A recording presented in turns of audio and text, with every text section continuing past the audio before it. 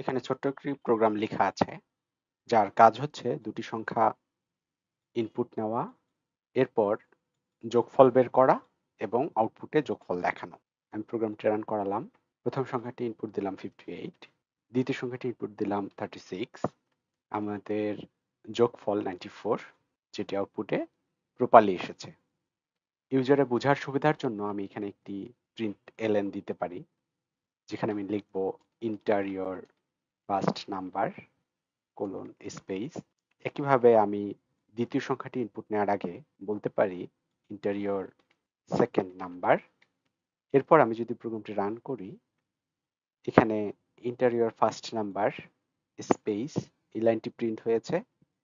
এরপর নতুন লাইনে আমাকে একটি ইনপুট দিতে বলা হচ্ছে, আমি ইনপুট দিচ্ছি 36। একইভাবে দ্বিতীয় প্রিন্ট লাইনের জন্য ইন্টারিয়র সেকেন্ড নাম্বার স্পেস এটি প্রিন্ট হয়েছে এবং একই সাথে একটি নিউ লাইন প্রিন্ট হয়েছে, যেটি আমার কাছে পরের লাইনে ইনপুট নেওয়ার জন্য অপেক্ষা করছে।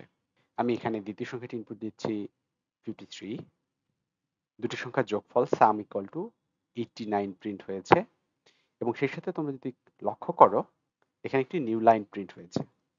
প্রকৃতপক্ষে প্রিন্ট এলএন এটি হচ্ছে প্রিন্ট লাইন এর শর্ট ফর্ম, যা এর ভেতরের সেন্টেন্সটি প্রিন্ট করার পর বাই ডিফল্ট একটি নিউ লাইন প্রিন্ট করে। যে কারণে আমার interior first number colon space এই সেন্টেন্সটি প্রিন্ট হওয়ার পর কার্সরটি পরের লাইনে অপেক্ষা করছিল সংখ্যা ইনপুট দেওয়ার জন্য।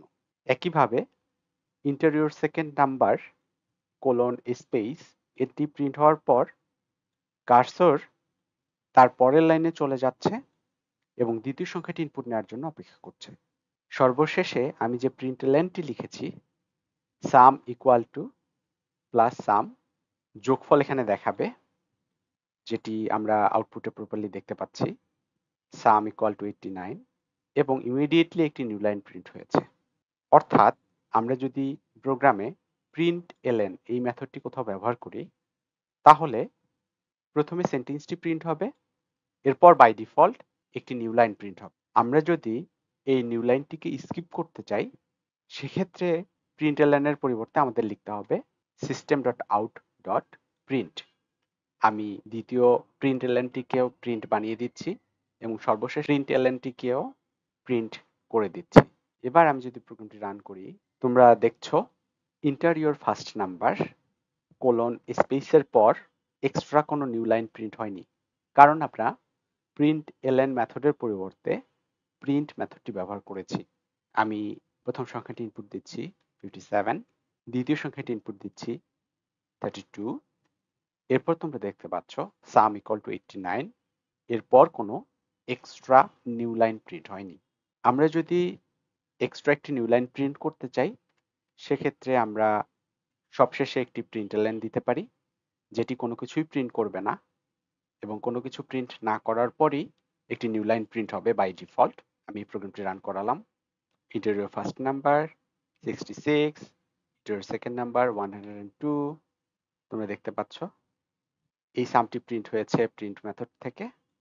এরপর তোমরা যে নিউ লাইনটি দেখতে পাচ্ছ, এটি আসলে এসেছে সবশেষের প্রিন্ট এলএন মেথড থেকে। আমরা চাইলে এই লাইনটি না লিখে অন্যভাবেও নিউ লাইন প্রিন্ট করাতে পারি। আমি সর্বশেষে একটি নিউ লাইন ক্যারেক্টার লিখব। এর আগেও আমি মেনশন করেছি, প্রোগ্রামিং এর ভাষায় নিউ লাইনকে \n বলা হয়। সুতরাং আমি এই প্রিন্ট মেথডকে বললাম তুমি সাম ইকুয়াল টু সাম প্রিন্ট করবে এবং সবশেষে একটি নিউ লাইন প্রিন্ট করবে। প্রোগ্রামটি রান করাচ্ছি। Interior first number 225, second number 332, some equal to 557 এবং সবশেষে এই নিউ লাইন ক্যারেক্টারটি দেওয়ার কারণে আমাদের একটি নিউ লাইন প্রিন্ট হয়েছে।